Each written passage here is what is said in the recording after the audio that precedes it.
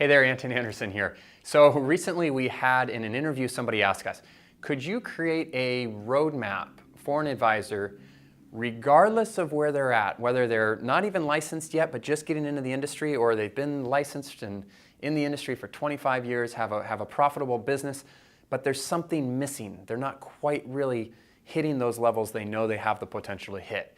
We thought about it for a little while and I said, I think we could probably come up with some ideas. So I wanted to walk you through that roadmap today with 3 different things to kind of think about, and I'll give you some examples of them. The first one is really figuring out what you're good at and what you enjoy. It has to be a bit of both. You have to naturally have the skill set there as well as the enjoyment to continue to develop that skill set. Between my business partner and I'll give you an example with us. If you've ever met us in person or had a chance to talk with both myself and my business partner, Ken, you'll know we're very, very different. Ken is very good at sales and he really enjoys sales. When he gets a new sale, he'll call me and it sounds like a 10-year-old who's just really excited about what happened. I, on the other hand, I'm not very good at sales and I really don't enjoy it. Even if the outcome is what I would have wanted, it doesn't fire me up in the same way as more of a training or a coaching or a speaking opportunity does. I think I'm better at that and I definitely enjoy it a lot more. So kind of audit your day-to-day activity and your business and ask yourself, what is it that you are uniquely good at and what do you really enjoy? And anything that doesn't make the top of that list, you need to figure out how to stop doing it. Either it's not valuable, so literally just get rid of it, or if it is valuable and crucial, let's say something like paperwork or compliance or going through applications, then you got to figure out how to delegate or how to partner with somebody to get rid of that stuff.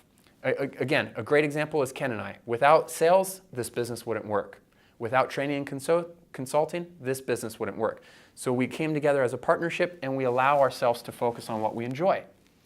Same thing, if you asked me to do compliance for 2 hours a day and paperwork, I would fail very miserably, very quickly, because I'm not good at it and I don't enjoy it. So I would hire somebody or I would partner with somebody to do that.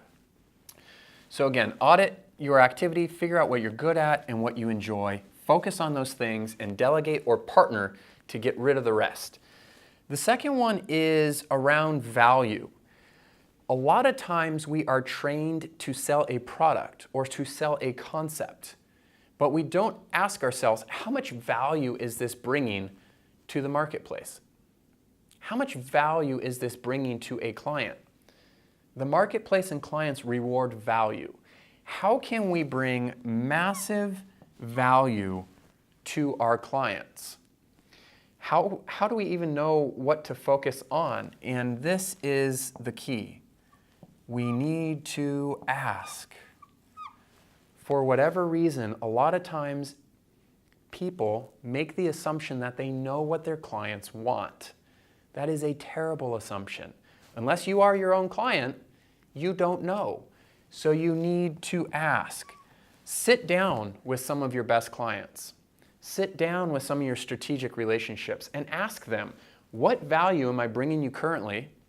And what could I do out of the box? Don't think about products or specific strategies or companies. Out of the box, what could I do to bring a massive amount of value? Figure out what you're good at and enjoy. Figure out how to bring massive value by asking your customers, asking your clients, asking your prospects, and then finally, you got to be willing to outwork the competition. You have to be willing to roll up your sleeves and get to work sometimes. We do a lot of training and coaching of our own. And one of the trainers that we follow has a great saying, which is, there's no easy money. And it's really true. There are easy money events. Somebody wins the lottery. Somebody has an inheritance. Somebody gets a great referral and they sell a $1 million annuity, or they roll over a $5 million book of business. Those are easy money events. But it's not easy money in a sustainable relationship. So if you really want to thrive, you have to be willing to outwork your competition in order to have a sustainable business model that generates sustainable revenue. So those are my thoughts on the roadmap. Figure out what you're good at, bring massive amounts of value, and at the end of the day, just acknowledge the fact that once in a while you might get lucky with a Bitcoin or a big case. But if you want to really build a sustainable value proposition that generates a credible amount of money, you have to be willing to outwork your competition. Would love to dive into this in more detail or really discuss anything about the team-based model or our training with you. Go ahead and schedule a strategy session with us, and we look forward to connecting with you during that.